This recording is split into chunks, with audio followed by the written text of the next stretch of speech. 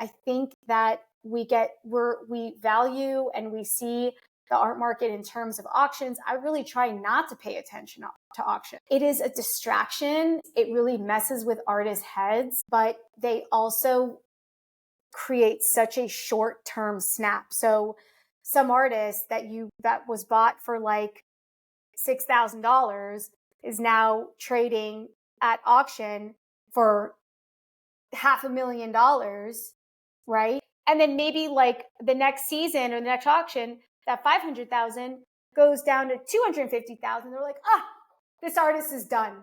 But what are you talking about? It was $6,000 like a year ago. Now it's 250,000. That's just because it fell from the high of 500. It's end of their career.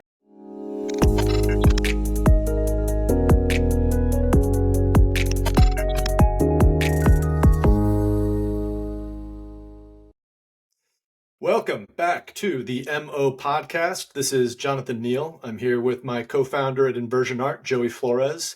And today we are talking to Anat Ebgi. Anat is the founder and director of her eponymous gallery, which has locations in Los Angeles and, as of earlier this year, New York City. She's opened the doors of her LA gallery in 2012 on La Cienega Boulevard, when that was the art center in LA in Culver City. And she's since relocated to spaces on Wilshire Boulevard near LACMA, as well as a location on Fountain Avenue in the shadow of the Barnsdall Art Park. Anat is a graduate of Bard's prestigious curatorial studies program, but rather than pursuing museum or academic work, she threw her hat into the commercial ring, which is all the better for it. She now shows and advocates for the work of a wide range of artists, including Jordan Nasser, Jessica Taylor Bellamy, Caleb Hanna Quintana, and our hometown favorite, Robert Russell. So Anat, welcome to the MO podcast. It's great to have you. Thank you. It's good to be asked to be invited to this. Of course.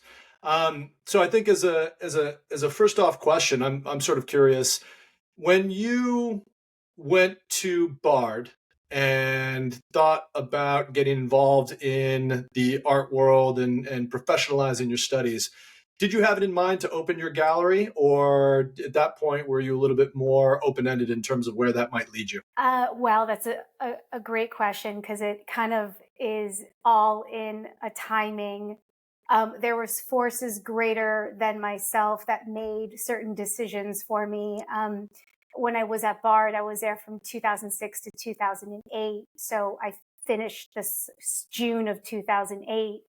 And that summer, if you can remember, was the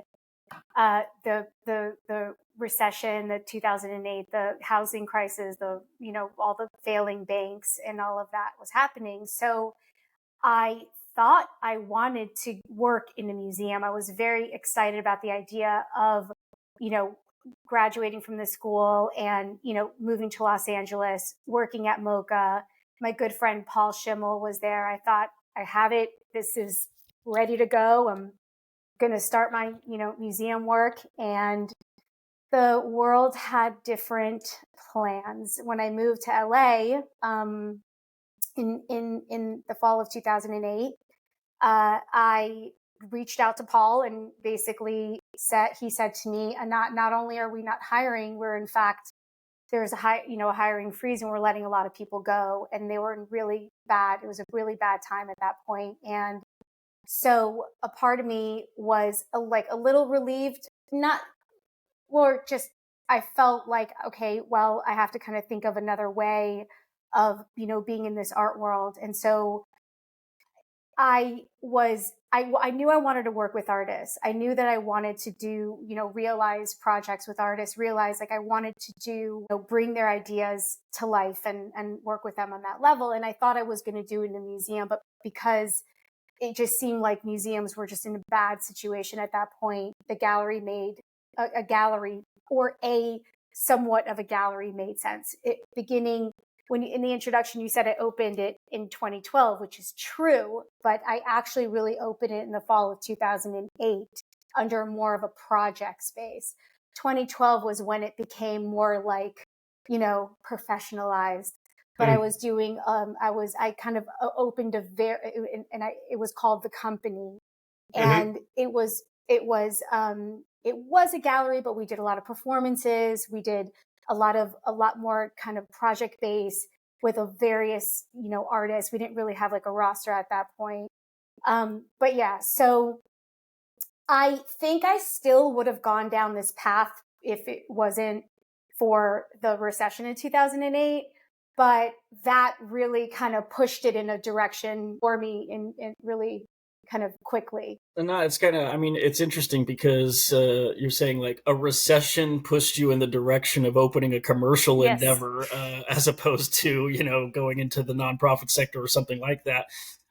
Which, I would just imagine the 2008 financial crisis had to be a particularly terrible time to sort of like fire something up in the art world, in the commercial side of the art world. You called it a project and then said it sort of was professionalized in 2012. Like what, were you thinking of it as a business at that time? Was it just something fun you were doing? How was it being funded? Like sort of what was the transition from like, oh, I'm going to do this thing and it's a project to, hey, I better start figuring out how this thing can support itself, or like, what was that journey like? Okay, well, yes, that is actually a very, very good question. There was, at the time, the museums, I know it is a very strange thing to decide to open a gallery at a time when everything, like, the economy was terrible. The art economy was really even terrible as well. But what I knew I wanted was to work with artists, and the museum route was just not happening. I needed to do something. I have sold art in the past. I was living in New York for almost a decade, and I had the capacity. I did sell art in different ways, but very not in any kind of professional way, but just I was always advocating for artists and had, like sales records of things. And I was like, okay, well, this is a way that I can create a universal world in the gallery, work with artists. The very first year I did the NADA art fair it was my very first art fair. I really only became more, as the years went on, when artists kind of also wanted more from me and demanding, more from the gallery besides just like, doing the projects, actually kind of helping them, navigate their careers as well, bringing, marketing with the art fairs and going to art fairs, and also realizing, wow, these art fairs are also really expensive. I'm deepening my commitment here. The artists are deepening their commitment. So that kind of took years to happen. But I felt like at the time when I started doing this, there was such a freedom. There was such a freedom in opening in 2008, actually, because there was no expectations. Like nothing was selling, nothing was going on. You could really just truly be about the art. And at the end of the day, that's still how I think about it. Like to me, every day is the fall of 2008, because I want to keep having that freedom of like, just Please like, no. like it's always, yeah, but it is, you kind of have to think that way. You kind of, the only way for something like this to sustain is to like it can just, it's about the art and the love of art and wanting this excitement for it, and not necessarily about the, profitability of it. But if there's profitable, that's also really good. But also at the same time, in 2008, yeah, I mean, there was a lot of that freedom, and there was also, that desire to kind of really develop deep relationships with artists, which I knew I probably couldn't even. I mean, you certainly could do in a museum, but it's a different way. With a gallery, you're way more responsible for an artist. At a museum, you could do one show with an artist and it's great and whatever and goodbye. But with a gallery, you're like deeply, deeply entrenched with that artist, and so on so many levels, emotionally, mentally, financially, psychologically. It's a much deeper, relationship. Were there projects that you did in that summer, fall, winter 2008, 2009 that you think would not be projects that you would have been able to mount 3 or 4 years later? I'm put in mind always of the 1992, 91, 92 kind of crash in the market, which has a bunch of different inputs to it. But what came out of that was Barbara Gladstone, RIP, showing Matthew Barney early drawing restraint video works, or Rick Ritt doing the cooking at 303 Gallery, right? These things that would just never be able to work when the regular wheels of commercial activity are kind of humming.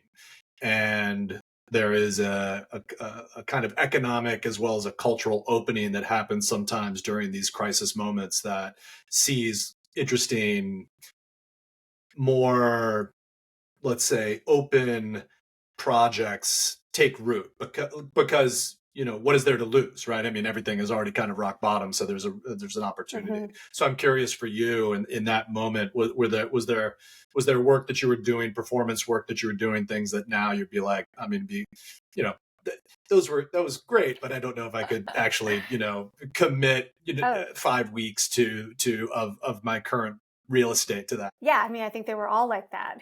All the shows were kind of like that. But one that really comes to mind is a performance by Dawn Casper, and the performances she did in the gallery and right outside of the gallery was actually ended up being a seminal piece in her work at the Whitney Biennial, where it was a performance where she was in her pickup truck, and she reversed it down the street and was throwing like these wood pallet things like off of the back of her truck. And it was just the most like thrilling, captivating performance. And it happened right outside of the gallery. And it was a huge initiative, even in the whole of Chinatown, that did this entire performance weekend. And it was incredible. And it was certainly nothing was saleable, or it was just purely, all, but it kind of also became part of not only, Chinatown art history, but also part of this, work that was in the Whitney Biennial. And it was a much, really encapsulated that time as well. Became a huge part of it. And we did shows with an artist like Adam Janes. I don't even know where he is now, where he took all these, he used to work for Paul McCarthy at the, did his like, the chocolate, the molds and stuff. So he did all of this with candles, and it was basically hot LA. And he created a whole incredible environment in the garage. So the first gallery I had was it was called the Motel. It was a motel in Chinatown called the Motel. And it was basically a lot of older Chinese and Japanese residents that lived in the building. And one of the like grandsons had let me use the registration office of this motel, and also gave me a parking spot, which was one of those covered garages. And so I used every space they gave me. I used that for exhibitions. I used the main like little tiny registration office. And that was another thing too. I had very little overhead. They gave me months and months and months of free rent. I think my rent was a couple $100 a month. It was really nothing. So it was, all I did spend money on was documentation. But we did an amazing show called Screwball Asses that was all about this incredible, that was curated by Eddie Colney. Anyway, so he curated the show there. Bill T. Jones did an amazing video projection, and it was like gay porn basically in this garage in the Chinatown space. So every show was really non-commercial. And that was exciting, because it allowed for me to kind of do or figure out what it is that I wanted to show. I could show everything. And there was no pressure. There was no overhead. I was so new. A lot of the new, there was like a couple of reviews of shows. And it was basically like, this bitch is crazy to open a gallery right now in like 2008. Like that was really what a lot of the press was of that time, was just like, what are you doing? But I was really just exploring and having fun and having a good time. And I feel so lucky and grateful that I was able to just do that without the kind of market forces being the very first thing that I have to contend with, which I think a lot of galleries that open up now kind of have to deal with and contend with. I mean, it just was it was a different time. It was a different overhead, different pressure, but it really allowed me to explore and expand and work with artists that I might never have worked with, What was the first year that you did Nada? yeah, And how did 2000. how did the engagement with the art fairs? Because I remember that time very distinctly. I remember the kind of Art Basel 2009 was you know, also super doldrums, very depressing. 2008, December 2008 was also just moribund. 2009 was slightly better, but still pretty moribund. But I remember the sort of distinct sensibility that this was also a community of people who, some of whom had really been hurt mostly by Bernie Madoff rather than the actual, some of the financial system tanking, because the art world has a lot of folks who have a decent amount of wealth and fairly well diversified. And so it wasn't a catastrophe. And I remember the feeling in 2009 was less that people didn't have money and more that it was kind of unseemly to be out there buying work when everything seemed to be pretty much down in the dumps. But by 2010, it seemed that things were kind of back on track. And so I'm curious that getting involved with the art fairs at that point, how did that change your thinking about your relationship to the gallery and the commercial environment? Because we've had a couple other conversations where the fairs really serve as a kind of catalyst, for the market. I think are very important for a lot of galleries and have a very significant function to play within the ecosystem these days. But it's always interesting to hear about how they evolved and how individual dealers and galleries' relationship to those art fairs have evolved over time too. So I'm curious to hear your story about that. Yeah. So it took me kind of a few years to really figure out the art fair and the art fair formula, because, my background at Bard and what I was really interested in was video art and time-based art. And, my entire thesis was called Under the Influence, and it had Joan Jonas and Nancy Holt, Robert Smithson, pairing of these historical artists, John Baldessari, also with younger artists, Jen DeNike, Rachel Mason, Jill Magid.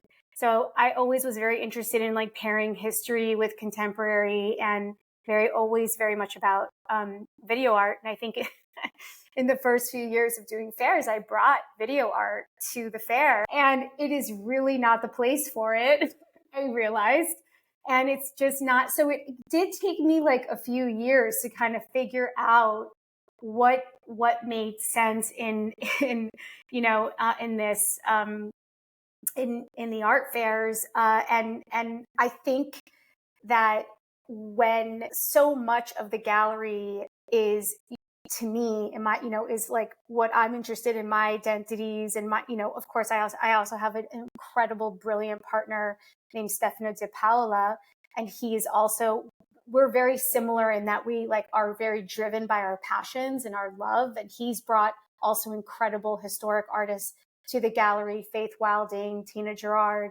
He's brought incredible, which has always been an interest of mine too, in my thesis show, where I always love pairing these works together. And even, an artist like Faith Wilding, who to me is such an art history. So I learned about her in our half an hour course of feminist art, that they only teach you for a very short period of time. But she was certainly one of the artists that I was very inspired by.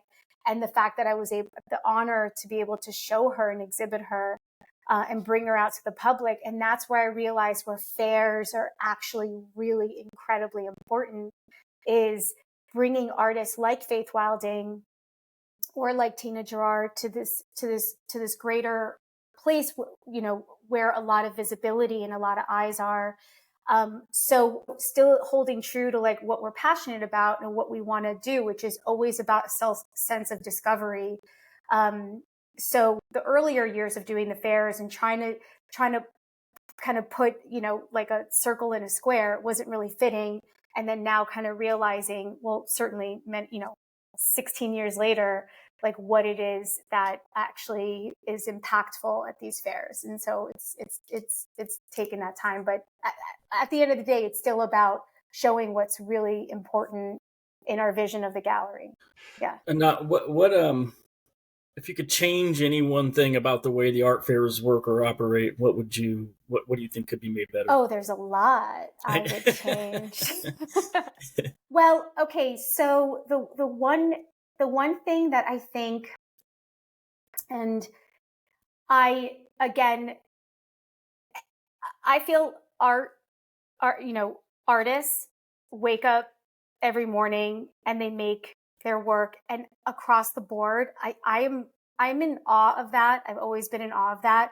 Going to a studio, putting your ideas into form, creating them, making them, realizing them.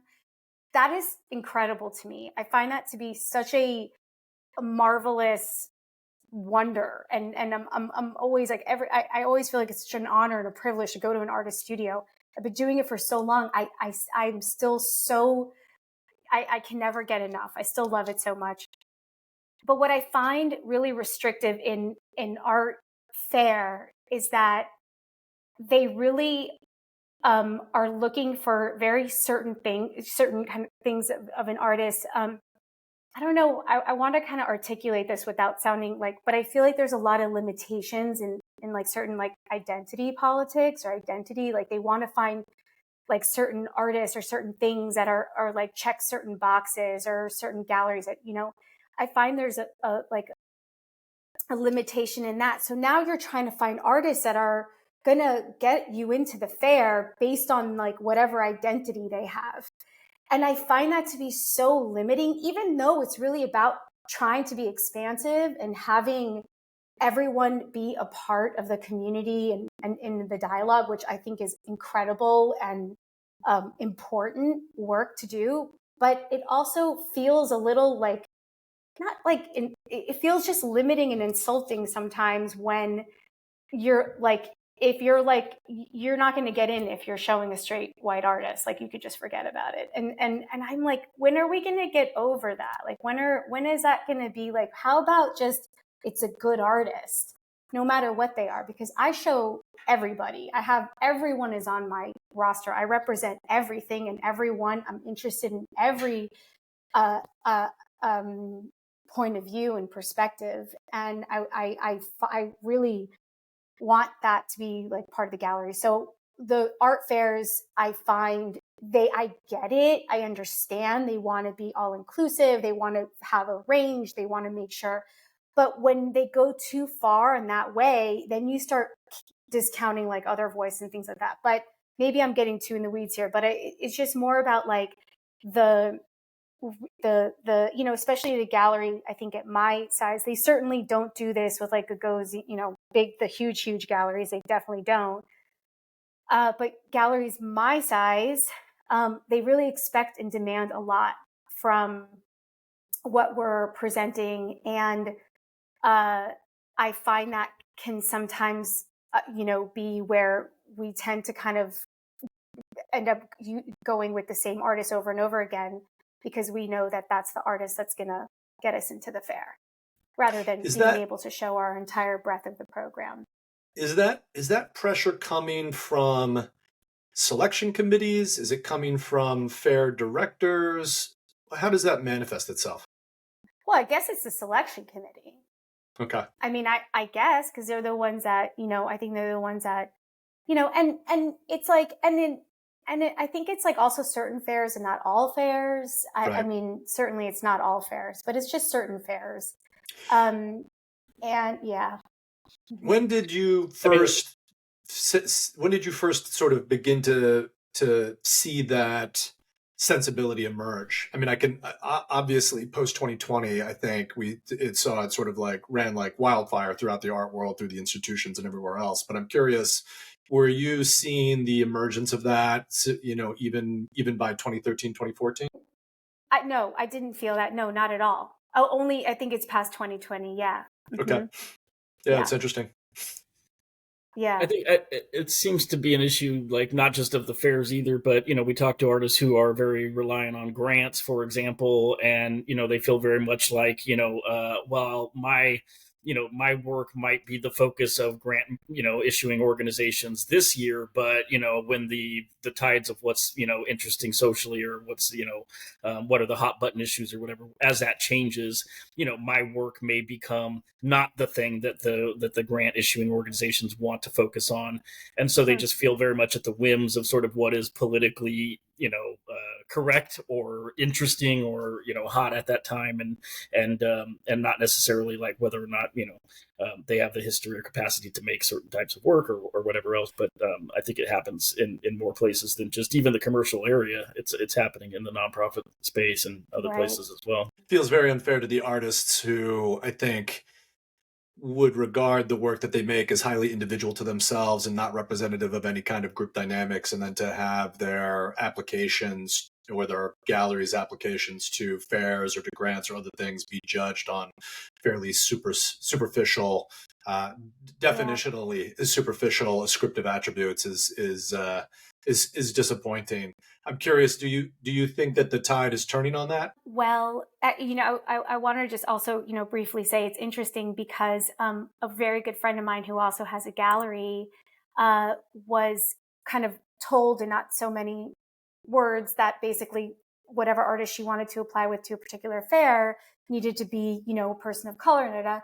And the artists that she was thinking of are actually two artists, both people of color, that vehemently deny her putting things like that into the application. Like, do not want her to say that they're like whatever they are, whatever these one I think is Native American, and it's like, no, you're not. They don't want to be described that way. They don't want to be at all anywhere in that. So she can't even apply with that artist. I mean, she could apply with that artist, but that the committee, whoever, would have to do the research to figure out that where that artist is coming from. And it's like, actually, why isn't it all like that? Just put an artist in front, and if the committee wants to go and do a deep dive on, they could. But is the tide turning? I mean, I think we are at an interesting time right now, because there's certainly softening of the art market. There's an election coming up.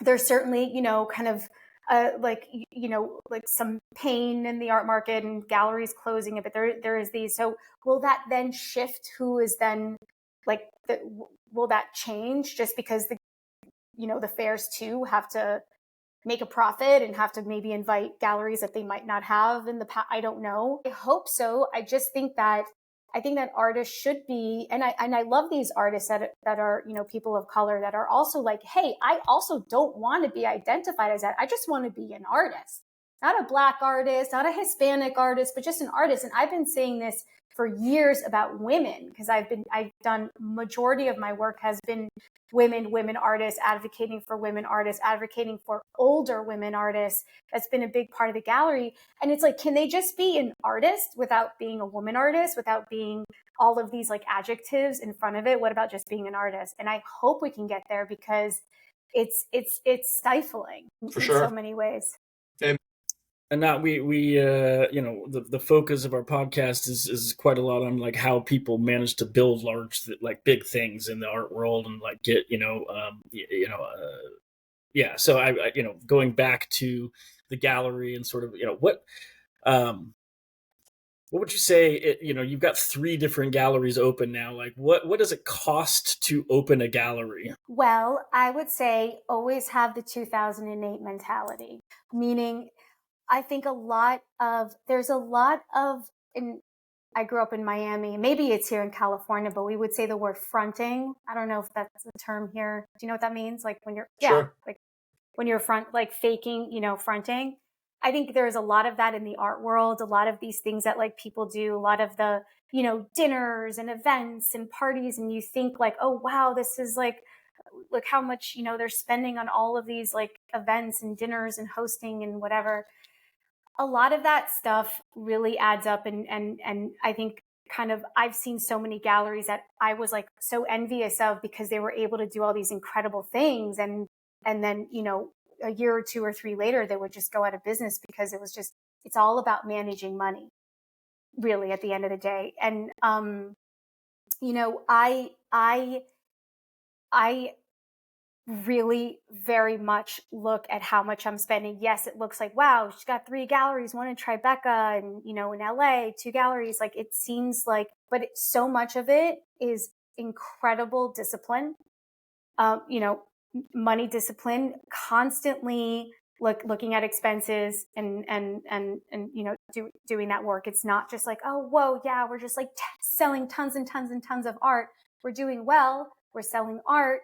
Things are happening, but really the goal, the expansion, New York, all of these things are really in the service of the artist's expansion and for them to then be have that visibility. New York is a really important city for artists. It has been for the last, century, and artists need to show there. And LA is great and there's visibility here too, but it's just a different, more expansive visibility in New York.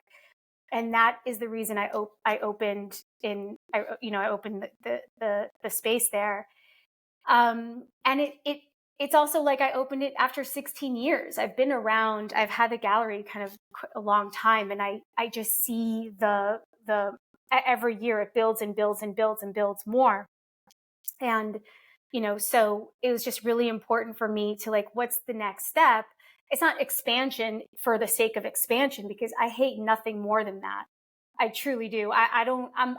Yes, we could talk about all these galleries that are opening up like everywhere in the world and on every continent.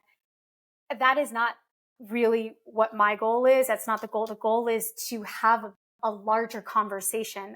There's the idea of me having a gallery in New York is so kind of beautiful to me, because I lived in New York for a decade. I went to school, the new school. I went to Bard. It's almost like coming home in a certain way, and showing like, look at these artists that I have. Let's have a conversation about this now. Let's talk about this now. So certainly, yes, of course, I have to think about overhead. I have to think about credit card bills and all of these things.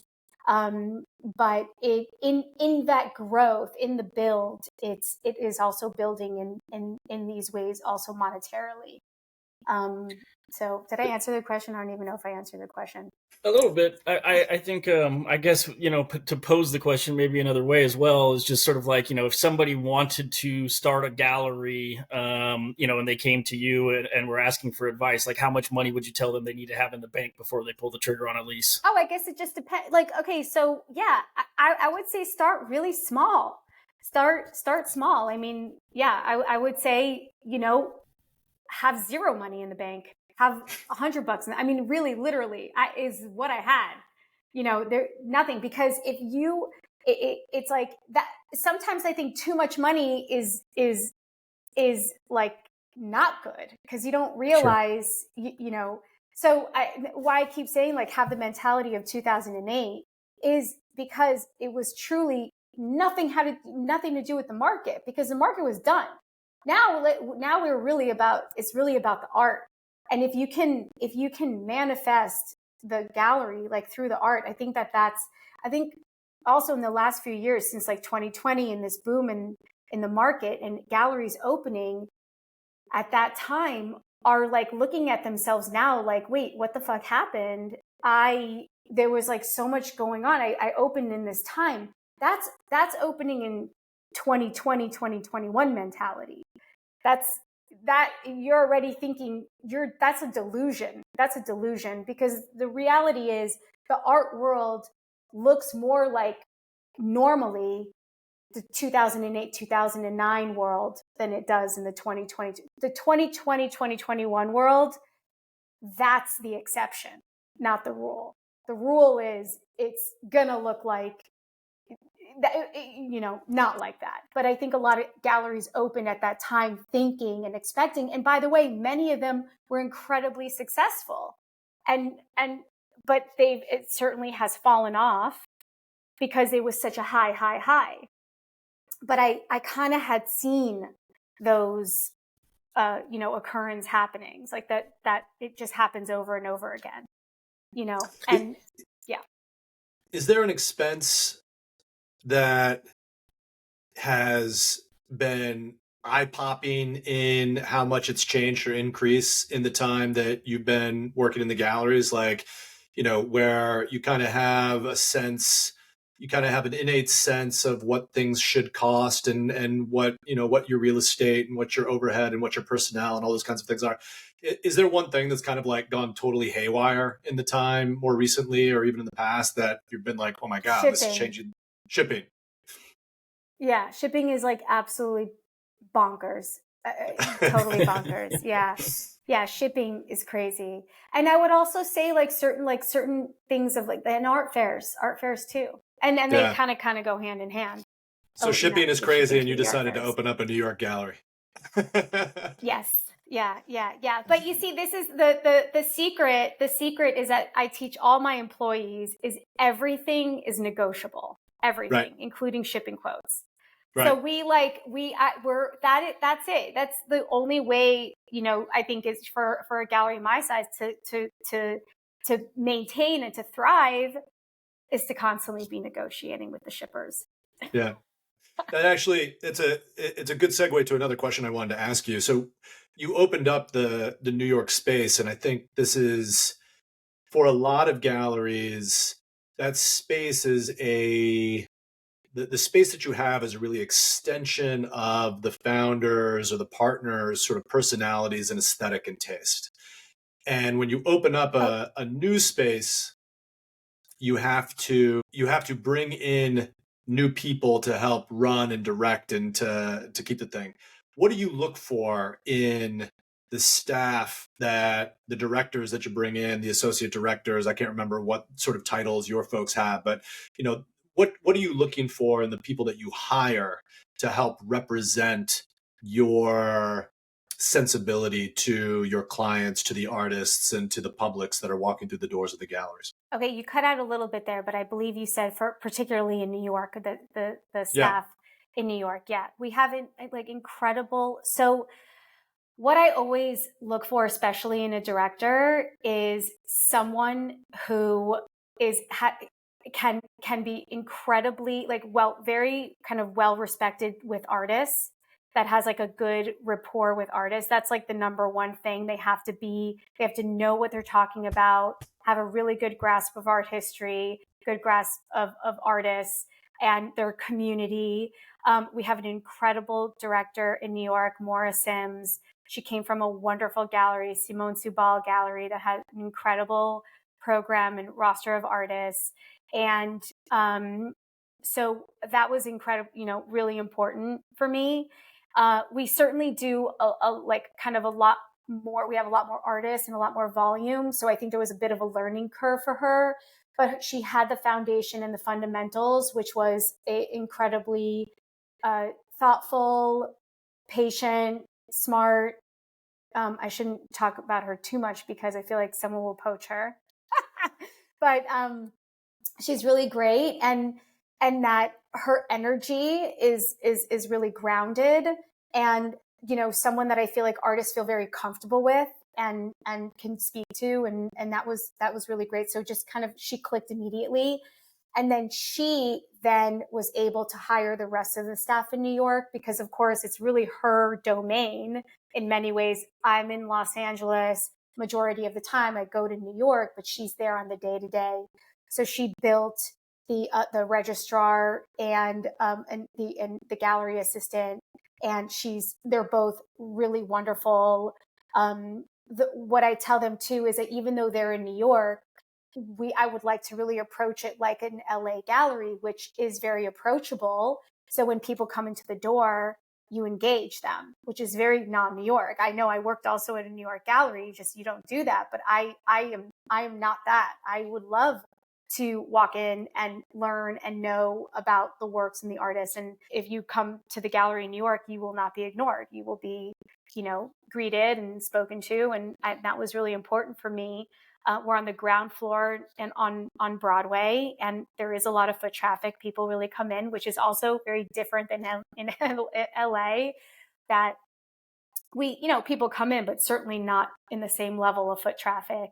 And because we are, new there, it's important to also like engage in the community, because sure, there's like people who walk in, but there's also the gallery neighbors across the street, next door, down the street, in the neighborhood of Tribeca. And it's really important for us to also be engaged in that community too. And now you've opened 3 different gallery spaces now.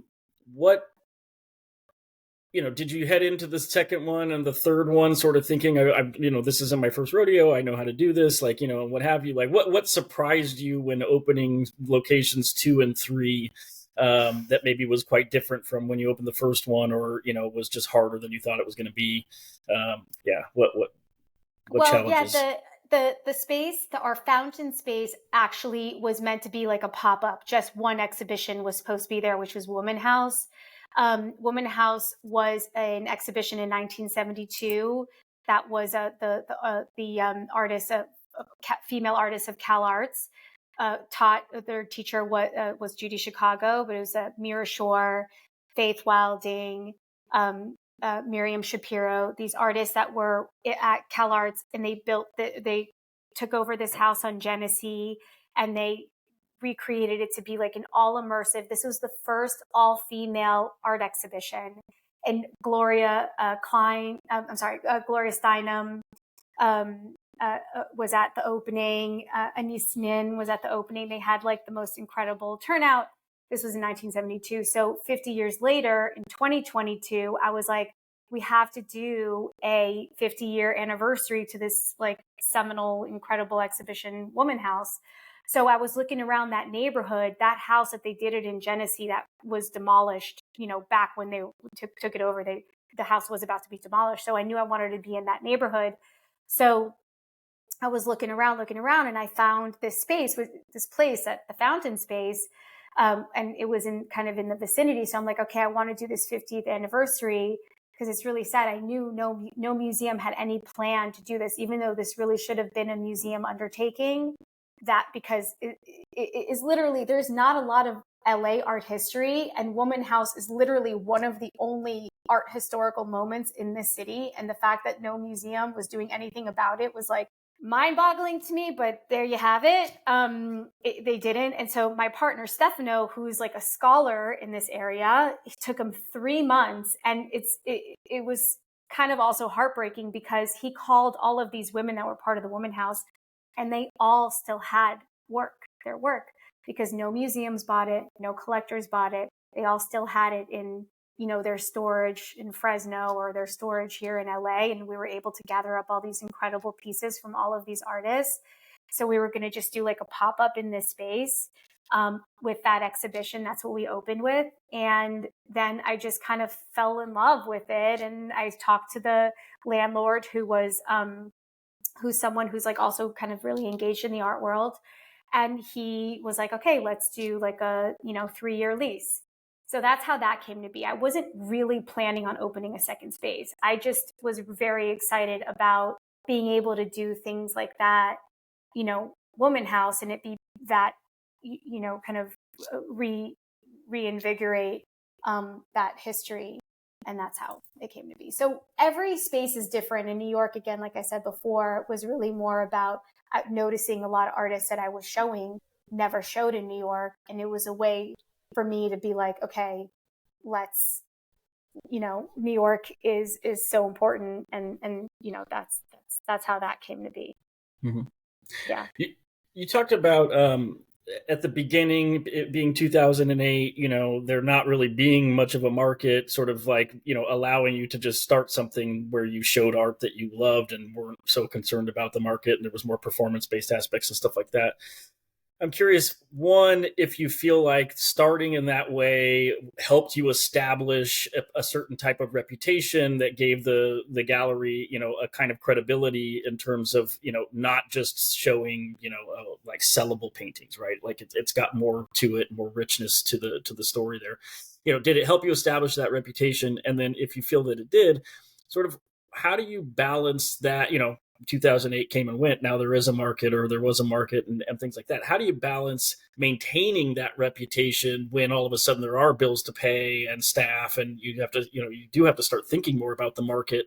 But tell me a little bit about how you sort of navigate the line between that old style thinking of just showing cool stuff, whether it will sell or not, versus, now knowing that you got to go to fairs and all of these things. It's a balance. It's really a balance. There's going to be, I go into every show with, wanting, of course, to be able to, present it in the best way, to sell it. So many times I'm really surprised. Like, even the show that we have up now with Jordan Nasser. It's a beautiful exhibition. We do sell his work really well. His work has a lot to do with kind of this engagement with Palestinian embroideries. He's a Palestinian American artist based in New York, in Brooklyn, and he works with Palestinian women in the West Bank. And they kind of have this incredible relationship where, they have this back and forth with the embroidery works.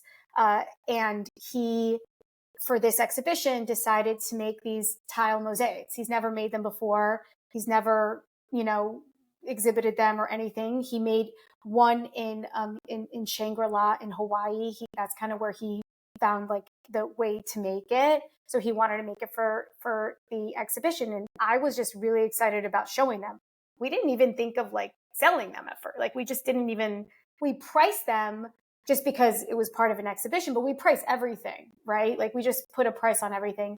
And we ended up selling all of them and people wanting more of them. But that is a great result, certainly. But we didn't go into it thinking that this was going to be something, that was going to, we didn't market it in that way. We didn't know. Of course, they're gorgeous and they're beautiful and people wanted them. But we also wanted to show an expansion of the artist's practice. He in the last show, he also did wood carvings. And so that he's not just an embroidery artist. So what I'm trying to say is that it really comes from the artist. If an artist wants to exhibit something, we will do everything to support that and have it, bring it to life. Sometimes it sells, sometimes it doesn't sell. But we want to kind of realize, like, I can tell you other stories where artists put things in exhibitions that we priced that we didn't sell. There's many stories like that too. But we just try to kind of take the cue from the artist and what they want to do and we sometimes work with them and talk with them, be like, I don't know about this idea, or maybe you could do it that way. We definitely have a dialogue. But when artists have a vision and they want to kind of, execute something, in the exhibition, we as a gallery will support that in trying to sell it and promote it to museums. And sometimes it works and sometimes it doesn't. But that's kind of, it ends up balancing out. But I don't shut anything down for an artist, no matter how far-fetched. There is another space that I'm looking at right now. I can't even believe I'm saying this, but there is another space. And I want to bring one of our incredible video artists, Jabede Khalil Huffman, and I want him to kind of take over and make like a crazy video installation, cover all the windows, like do a whole amazing intervention. He has a lot of incredible ideas and can make this environment. And I'm really excited by that. Is it something I'm going to be able to sell? Maybe. I try not to start there. And I think that's why it ends up overall looking like, okay, well, it doesn't seem like we're all just about like, okay, how are we gonna sell this? But certainly it would be wonderful. And I wish for us and the artists, but I don't want to start there. I want to start with what's the art. And if the art is good and the art is convincing and the art is something that is moving people in a way, it will be sold. How do you approach those conversations about selling the work with collectors, private collectors, individuals, differently than when you're talking about making sales to museums, curators, and collections? With private collectors versus museums. Yeah. To the extent that there is a different way of doing it, is there a different conversation, a different way you hit it up? Because I think, you're working with a different knowledge base, you're working with a different set of intentions. So I'm curious what that looks like from your side. Well, we are very passive sellers. Like, we're not aggressive people. We usually, that's kind of yes, we do fairs. Yes, we send out PDFs. Yes, we do the marketing and the publicity and all that stuff. But really, we send it out and then we see who comes back. And everyone is so different. We could kind of tell who's going to come. There's just some people you send PDFs to, they're like, this person's not even going to open this up. This is so not of interest to this person. They will only you know what I mean? We still send it to them because you never know. But usually we know who's going to come when. Like, we know, or we'll have an idea of someone because there's just certain collectors, certain artists, certain museums that we know will be interested in some artists versus other artists. So we're more, I guess maybe it's not like passive. It's more like we just, after a certain while, you could just tell who's going to come forward. So it's really the same approach to everyone. And we speak about the work in the same way. Maybe from the museum, they're usually trying to find money or raise money or bring, we do that a lot too, where we bring a collector who might be interested in a work and we introduce them to the museum. Many times they either give money to purchase something, or there's a lot of that happening too, where we really interact with private collectors and, and museums in the purchase of a work. And I find the gallery business, well, I've been in like tech startups and stuff like that. And I've never been the kind of person that necessarily spends tons of time thinking about my competition. I tend to think that a lot of that time is wasted and, better spent focusing on how to just make your product great and things like that. How do you as a gallerist think about competition with other galleries? I love that question. Well, yeah, I think that there is certainly, you think about that in competition. But, art galleries, very different to tech, is such a feeling, because tech, you're making a product, you have you have investors and things like that. And it's just like a whole other world and conversation. When you walk into a gallery, when a collector walks into the gallery, they want to feel like, not only moved by the work, but also feel like they can trust whoever they're buying the work from. And then they're not I don't really like the kind of car salesman-y art. I mean, that does happen and that's fine. Every art gallery is so unique. It's so built around the directors and the artists, and it's just a different feeling when you come into it. I know some galleries are what might be my quote unquote competition. And I know collectors who will never walk in the door because they do not like the way that they feel when they go to that gallery, whatever, for good or for bad, whatever. So I also don't see it. And I love a lot of the galleries that are in LA and that are in my kind of age group range and my level. I really love and respect all of them and think that what they're doing is so incredible and their approach is really great. But I don't really see competition because, again, I have relationships with collectors, with artists, they do too. It's just such a unique feeling. But certainly there's times where I really, really love an artist and I'm so bummed that I see another gallery has taken that artist, but I used to kind of dwell and get into that and go crazy in my mind over that. I just, after so long, I just don't give a shit about that anymore. It's just okay, what I realize the longer I do this is that the artists that are coming to me or collectors or whatever is happening is it's what I'm attracting at that time. And that's okay. And I've lost artists to bigger galleries. I mean, 3 all in 1 year. I've had artists leave when I had my second child. I've had crazy, stories. And so I feel like all of the things that happen, it's in the whole, it's, a good friend of mine, when I first started working, she would say, it's it's a marathon and not a sprint. It's all about like longevity and how long you could do it for. And if I could do the gallery for like 25, 30 years, 35, like that's amazing. That's incredible. Again, it's such a boutique, small thing. I want it, of course, to grow, but I feel like, I'm really looking at, my artists and how I can grow my artists. And I don't really see a lot of the competition. I used to be more about that, but yeah, not anymore. I don't really. What is the thing that keeps you up at night? The one thing that keeps me up at night? Yeah. If it is just one thing. I do have to say, like, certainly I'm really excited about, all of the, this election has kind of put a lot in my head, that I've definitely been thinking a lot about that and like the future, and what the future is going to look like and what the future for my kids is going to look like. I think about that a lot, what they're going to go through, but I'm very hopeful and positive and I try to stay like really positive, but in New York, I signed a 10-year lease on the Tribeca space. And part of me was like, I lost sleep in both, like, doing it and not doing it. I've lost equal amount of sleep of thinking about, forget it, I'm not going to do it, and also I'm going to do it.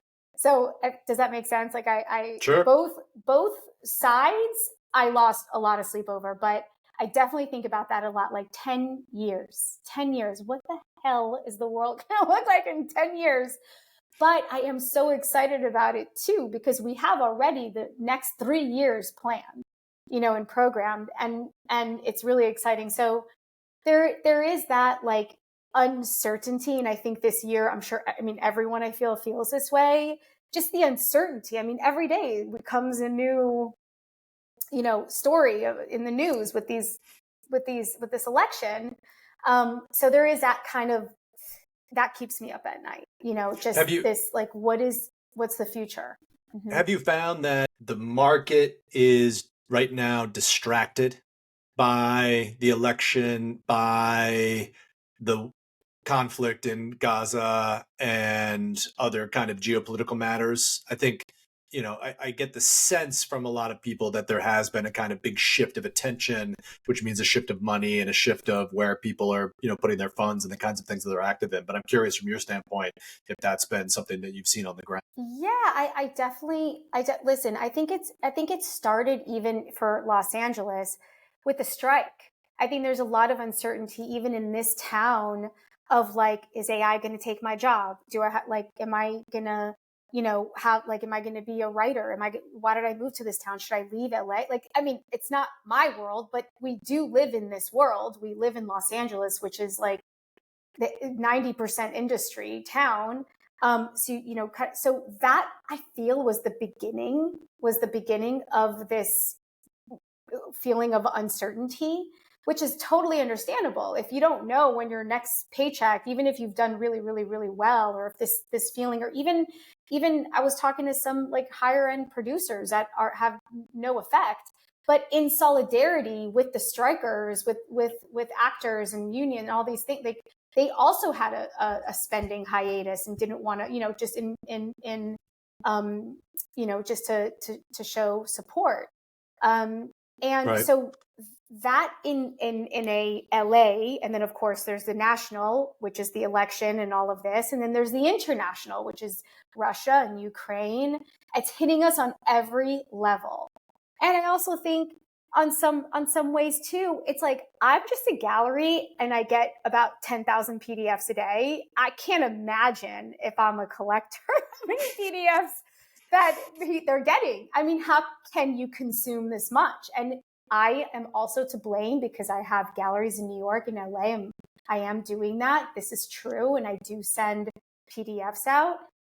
But and of course, there's also art fairs, but there is a point of like, when is there like an oversaturation or there's just a lot. And, so it's just a number of things on a number of levels. And certainly there is a lot of that distraction. And also in the last few years, in the last couple of years, when the market was like booming, booming, booming, there was a lot of artists that were trading at really high numbers and are no longer trading at those high numbers, or maybe some are, some aren't, I don't know. But there's a little bit of a like bad taste in certain people's mouths because it just kept pushing it higher and higher and higher and higher. And artists were just going through the roof expensive for no reason other than there was just this demand, this artificial or like whatever speculative demand. And speculation is not a career make. That's not the career. And I think that there was a lot of this, and I think it left a lot of people feeling a bit disgruntled about just the way the activities were in the last few years. And there's no one to blame, and everyone participated, and there's no but I do feel like is a little bit of a like, wait a second, let's pause. I can also, if you go to the auctions right now, get like amazing deals, Right. So It's interesting.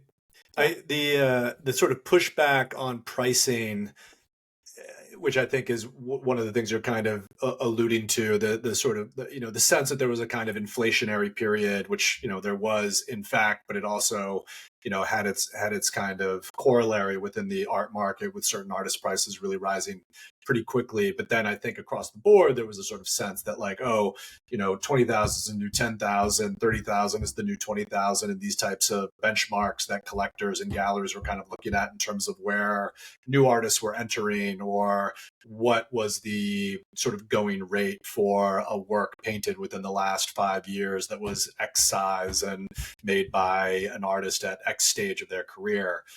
And I appreciate that prices are dynamic, and people have opinions on where value is created.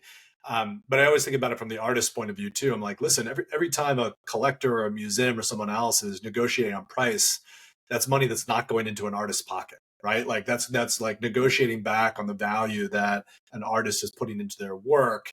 And artists can be greedy and unethical, just like humans can be greedy and unethical. There's no sense that simply by being an artist makes you wear a golden halo.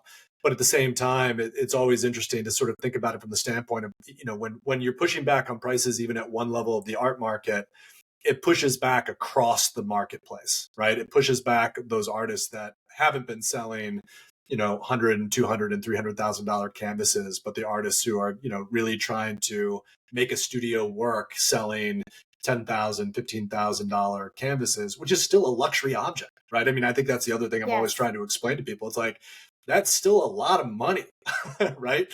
But Yes. if you only have 10 of those to sell in any given year, or 15 of those to sell in any given year, that is not a booming business for the artist, even though it is a luxury object. And it's trying to explain that dynamic to a lot of people to say, hey, listen, you gotta understand where the artist is coming from, understand what their studio requires, understand what their expenses are, at the same time that you're looking at the broader marketplace and comparative values. Yeah. Yes. And there's also, these values and these kind of almost arbitrary values have nothing to do with any sort of importance of the artist, and I think a lot of artists get very confused and get very hung up on prices and value because they can correlate value of art with the monetary value. I mean, it's probably because we're in this like hyper capitalistic, country and world that we equate that, but it's not true. And it really messes with a lot of artists' heads. And I think we're really at this place that I don't even know how to, I kind of see it even in my own gallery where like, artists like selling, and there's like a bit of a slowdown or off, and they just can spin out. They feel like, oh, I'm not, and get caught up in these things. And again, it is not a sprint. It's a marathon. It is not about a 2-year career. It's not a 2-3 year career. It's a 50, 70, 90. It's a very long career. and I think that we value and we see the art market in terms of auctions. I really try not to pay attention to auctions. I know I have to, I know I need to be in tune with it, but I really don't care about it. I really don't. I should, but I don't, because I don't really see it as any value to what I do or the artists do. It is a distraction. It's a noise. It really messes with artists' heads. It really is not a very healthy place. I don't, the auction houses are going to do what the auction houses do, and they do good for certain things. And I understand why they exist and why they're there, but they also create such a short-term snap. So some artist that was bought for like $6,000 is now trading at auction for $500,000, right? Okay, right there is crazy. And I know this from experience. This actually happened. And that happens, right? And then maybe like the next season or the next auction, that 500,000 goes down to 250,000. They're like, this artist is done. But what are you talking about? It was $6,000 like a year ago. Now it's 250,000. That's just because it fell from the high of 500. It's end of their career. But it's like, but that's still like, I don't know, 1,500 times what it sold for at the primary. It's these short snaps of time that they decide, it's over, life is over. But it's like, but that's still a huge number for like a artist that's like quite young and not, you know. So anyway, so There's like a really, it's crazy how tight the relationship is. We always compare artists to startups, and I come from the tech startup world, and like there's been this same issue for the past year and a half or 2 years or whatever, where a company has to go through a down round, right? Like, oh well, and it's like it was just ludicrous that they raised at a $100 million valuation last time. The fact that now there's been some course correction and they need to go out and raise at a $50 million valuation doesn't mean the company's in dire straits or the product isn't good or they're not on a great growth rate or any of these things. It's just like, that's because the price before was just ridiculous, right? Exactly. And like now you're acting like suddenly this company is just like, it's such a risky bet because they're going through a down round. It's like, no, this is where it should have been all along. And and you get venture capitalists like complaining about these things, and they're the ones who set those prices a year and a half ago. So it's incredibly close correlation. Anat, I think Jonathan, I think probably we ought to go into the more opinion segment here pretty soon, unless you disagree. Absolutely. No, let's do it. But I have one last question for you about the gallery. So, you have 2 kids, and I think, most people dream of passing something down to their children. But this is another one of my, how do galleries differ from other types of businesses? Like, do you ever think about an exit strategy? Like, where do you see, you signed a 10-year lease, but, you said if you could do this for 20 or 30 years, you would love that. But like, what does it look like when you either pass something like this down, or would you sell the gallery? Like what how do you think about an exit strategy for the gallery? I would absolutely love for one of my children to take on the gallery. That would be such a dream. I also really see myself at the gallery for like a very long, I kind of see myself as like, a Marion Goodman who's like almost 100 years old and just like still like, I think she's kind of back out a little bit, but I still love the idea. I love, again, I just like love going to artist studios. I love discovering artists. I'm very still, it still brings me so much joy. So I see it going for a very, very long time. And I really do incorporate my children. I took them to Art Basel last year in Switzerland. I made them go through the entire exhibition, Unlimited. They love it. We do a lot, I feel like I want to engage them in the world, not just like in art, for sure art, but also in the ideas of like the traveling and, the fairs. And, I take them to a lot of studio visits as well. That would be my dream. But of course, I can't really force that on anyone. It's got to really come, from them. And, also my partner, Stefano, who's more than a decade younger than me. I see him absolutely also you know, taking the gallery as well, like for himself. But I think we do it for as long as we possibly can, for as long as it makes sense. Once it stops making sense, and it just stops making sense. But, I don't know what that looks like, but, I hope it can remain, and of course, bringing in new artists, keeping, the artists that we have, growing them in a really great way, and bringing new artists. It's a constant, you can't like coast on that. You have to always be out, always be looking, always being curious and being inspired by it. And I don't love so much talking about market all the time, because I think that that's what makes everyone really depressed, and you stop talking about the art, you start talking about money. But I don't want to talk about money, right? I mean, we have to, because it's all part of it. But I just am always very inspired by what I see, coming out of artists. And once I stop being inspired, it's over. Actually, that's a pretty good segue into the final segment of our show. So it's the MO podcast. We call this the More Opinions segment. Just 3 fun questions we like to end each interview with.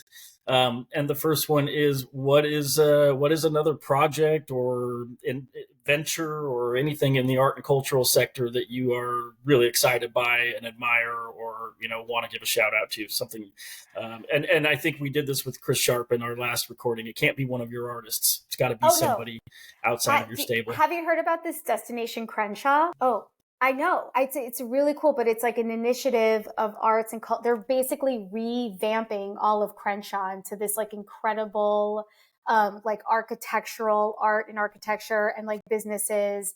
So they're just taking part of the city of like Crenshaw in Los Angeles, and all these like artists, I think Lauren Halsey and also like Naima Keith and Joy Simmons, and they're basically revitalizing this historically Black neighborhood, recreating it with artists, and they even have like drawings on it on their website. But I find that to be so cool.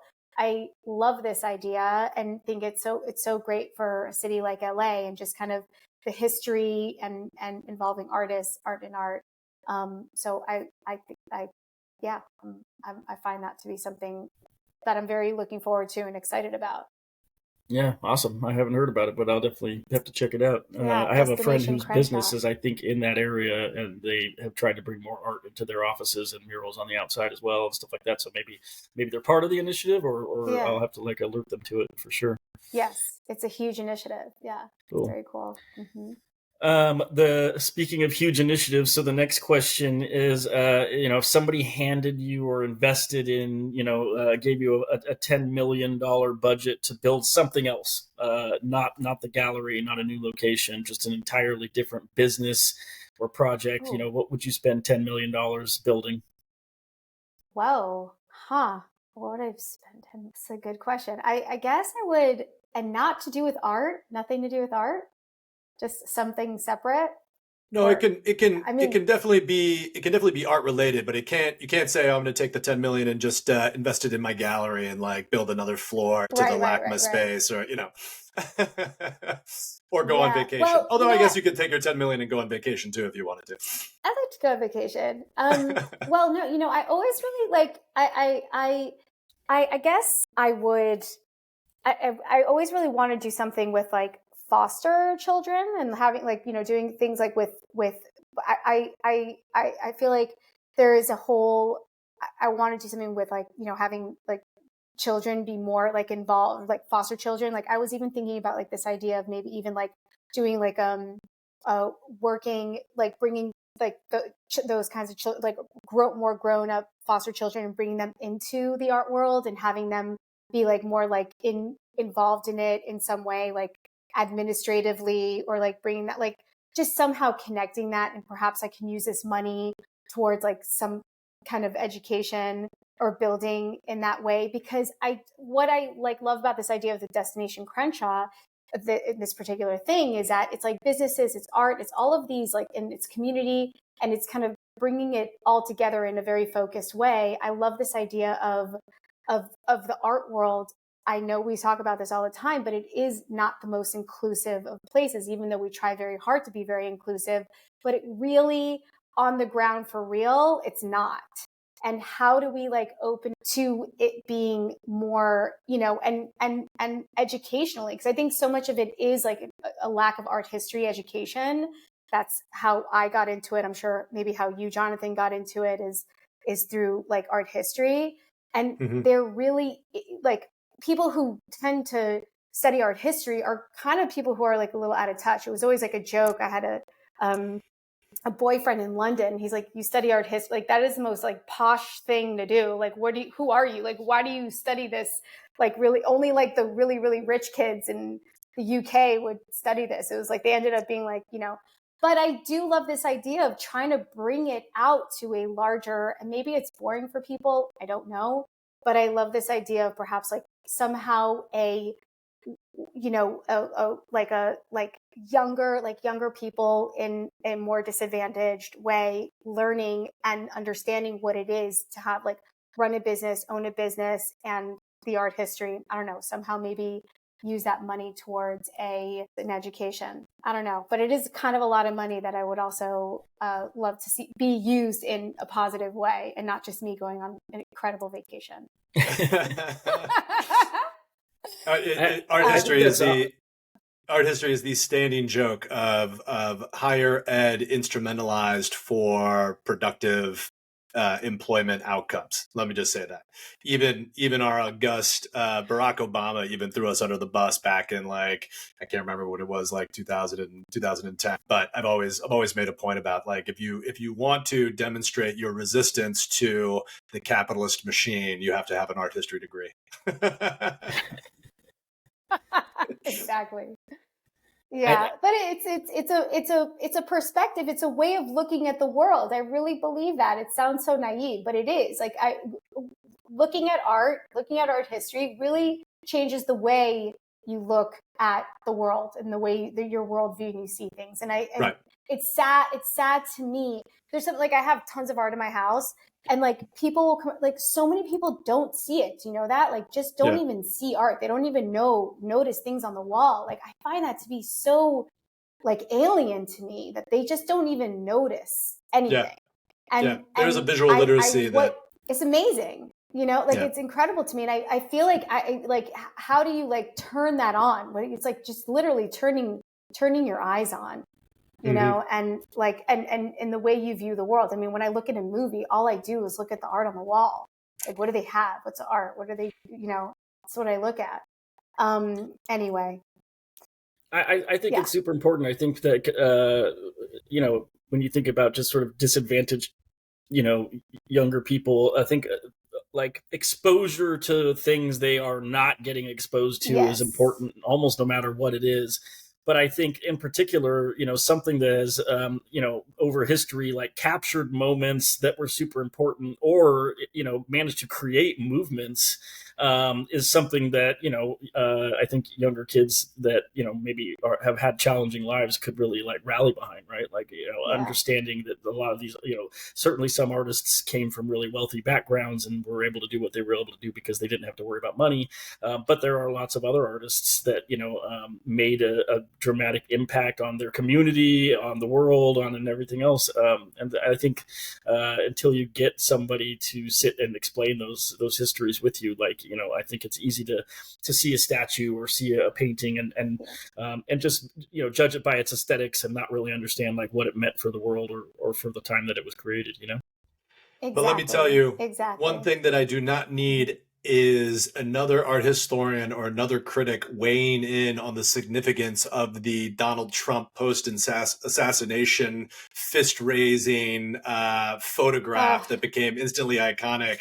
I got to say that anybody who decided that they needed to write that one up for posterity should be rounded up and made to become an actuary at an insurance company or go work for the IRS or something like that, because those are takes that we just do not need. So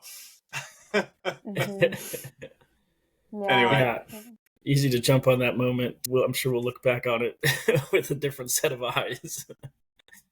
All right, Anat, we've got the last question for you. I think it tends to be sometimes the most fun and entertaining one. So if you could steal any work of art from any institution in the world and have it for yourself and your own collection, what would you take? Guernica. Oh, wow. Cool. Picasso's Guernica. I mean, I don't even have to think about that. Solid quick answer. Yeah. I didn't even know you were going to ask me that. I mean, I could tell that is, I think about that painting all the time. I used to have a poster of it as a child, in my bedroom. I've looked at that painting. I mean, not the actual painting, obviously. The poster of it.